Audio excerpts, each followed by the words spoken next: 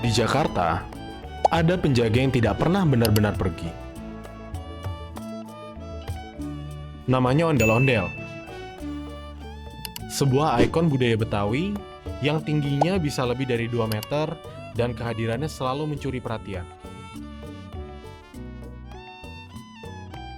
Konon, ondel-ondel sudah ada sejak zaman awal masyarakat Betawi.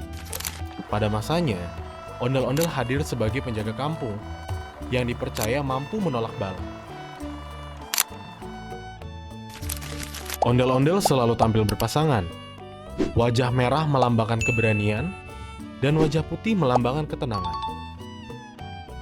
Dan hingga hari ini, ia masih jadi simbol kuat budaya Betawi.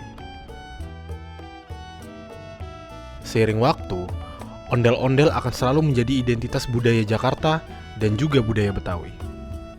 Ia menolak punah dan tetap bertahan hingga saat ini.